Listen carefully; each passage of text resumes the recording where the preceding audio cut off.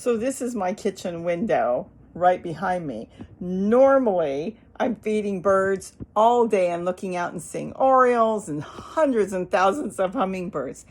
Well, I made a short last week and I took a poll, and 90% of you want to know what happened. So this is the short that you're seeing. This is me warning you and telling you it's not going to be easy to watch. But keep in mind, the bird made it, the bird's alive, and that's the main thing. And it's something for me to think about because I've never seen this before, ever. Here, in all the years I've been living here since the 80s, now I have something else to think about periodically and something to be aware of as I look out the window or go out on the deck. Okay, let's get right into what happened, and I want you to see clips as well as where it happened so you'll understand it was not on the ground, it was up in the air. Now, the beginning of this video is going to be clips over the past year or so that I've been doing videos here, so you will understand where the incident happened. This is exactly where I feed the birds and make bird baths and put everything out on my deck, and I always considered it a safe place. It's official, we have sad news for you. Do we have sad news, Zoe? I know. Hi, it's Robbie from Southern California. Yes, where all the fires are burning. Let me tell you something. I don't know what that was. Hi, it's Robbie from Southern California. Hi, everybody. It's Robbie from Southern California. And today we're going to talk about starting seeds. It's the next morning. You're going to see me at my worst because I had the element of surprise. Hi, everybody. It's Robbie from Southern California on a bright, sunny, warm day. So I think you got the idea. It's the balcony outside my kitchen window where I can look out, see the different fountains I set up, see the bird feeders, everything going on. And I've looked out there, well, since the late 80s. This I have never seen in all the years I've lived here, and this is what I'm going to share with you today. So the Orioles come back generally in March, sometimes April. They were late this year, and they have tons of babies here, literally dozens and dozens. There could be 50 babies around here, like this one. They're not real smart. They'll get onto my bird baths, and they will soak themselves so wet where they can't fly. I've literally had them fall into a planter and not be able to fly until they dry off. They don't pay attention to what they're doing, and they're not aware of their surroundings. The adults, yes, but these young ones, no. They're clumsy and, well, they just don't look. So they're the ones that are going to get in trouble. This is where it happened, and this is the date, June 25th. And if you look to the left, towards the middle, you'll see I have not seen this before. Now, keep in mind, I have lived here since the late 80s, right there. And you will see something soon slithering up. We have got all kinds of stuff on the deck. Yes, the occasional scorpion, different insects, and lizards. But I'm going to tell you, I have never had a snake go all the way up the staircase, and that's what it did, and come up and into the plants. As you can see now, there he is. See this stripe? This is a California whip snake, commonly also called the striped racer. And they're known here to eat rattlesnakes. And so they're a good snake, but not for me anymore. They're very fast, extremely fast. They're very hard to get. Look at this. He's going up into my planter, so I'm going to have to rethink some of this a little bit. But he's going into the plants very slowly, and you're going to see multiple camera shots. He doesn't want anybody to see him. This is so bizarre. And now I didn't see the very beginning, or I would have been out there. I was in the kitchen getting the hummingbird feeders ready and getting stuff done. So I caught it after the fact. Had I not been in the house at this moment, I would never have known what happened.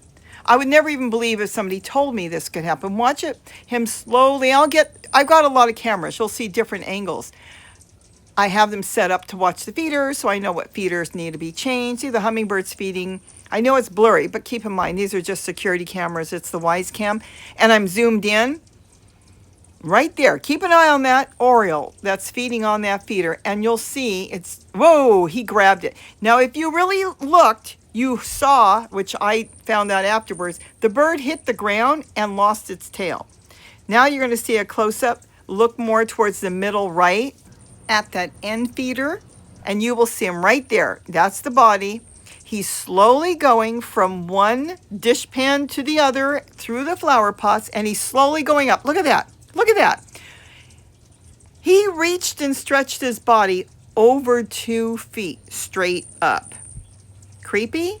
I find it creepy. I happen to like reptiles, and I don't mind snakes, but oh, give me a cockroach or a bee buzzing around in the house or one of the centipedes or something. For some reason, they freak me out. Some spiders, but give me something else in the house. A scorpion, I'll pick it up and take it outside. I don't know, but this I've never seen. Look at this. Look how far up he's stretching, and bam, he grabs the bird. He could have grabbed a hummingbird and nobody would have known. But pretty soon I go to the window and I see this snake with a mouth full of feathers. There he is. He's trying to swallow something, but he doesn't realize he didn't get the bird. You're going to hear a lot of screaming by me, trying to get Gary out there quick, because I knew Gary was right here, eating a snack. That is Gary, not the snake. I guess the snake was too, or trying.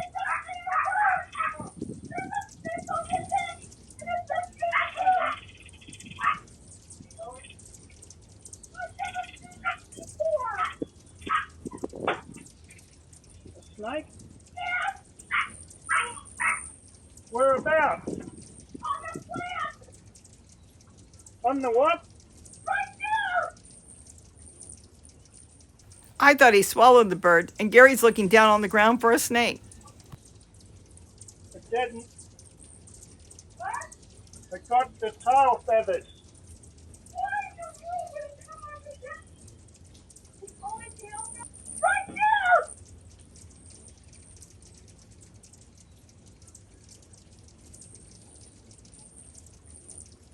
Didn't. What? It got the tail feathers. Why in the world would it come on the deck? It's only tail feathers? Yep. The racer. Have you ever seen, how do you know it didn't swallow the bird? Because the bird's a lot bigger than that. It grabbed the tail feathers. Have you ever seen this? I've never had a snake on the deck. No.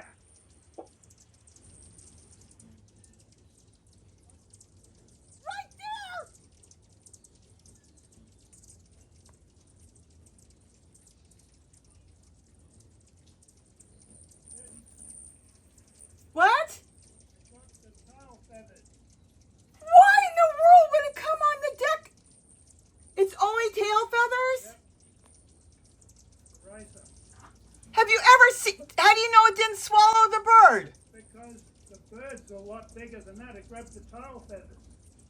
Have you ever seen this? I've never had a snake on the deck.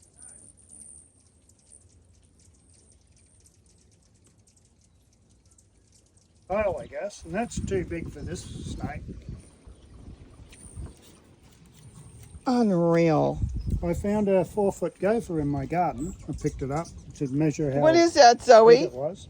So it didn't get the bird. No, How in the world did it get up here and get they into? can climb up anywhere.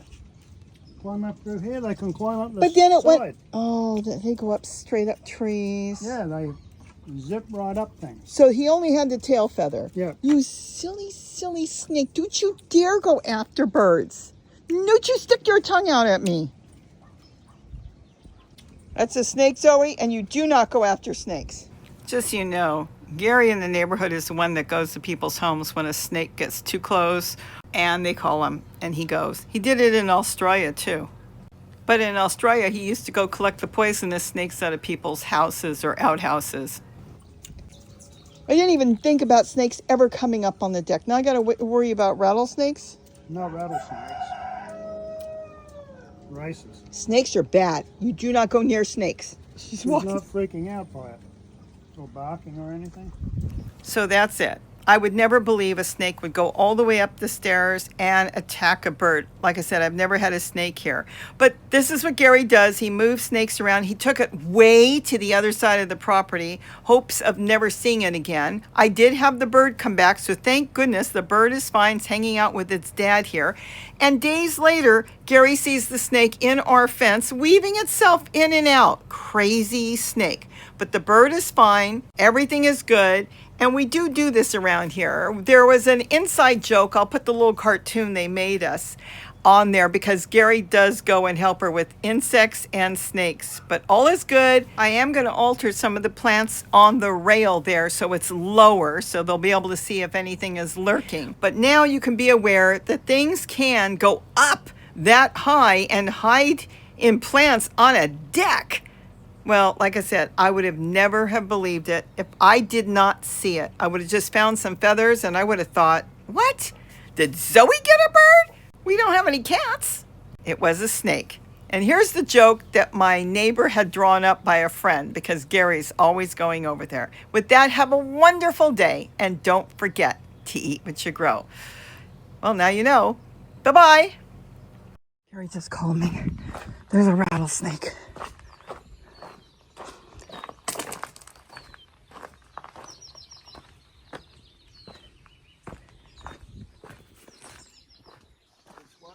Waiting for the baby ground squirrel.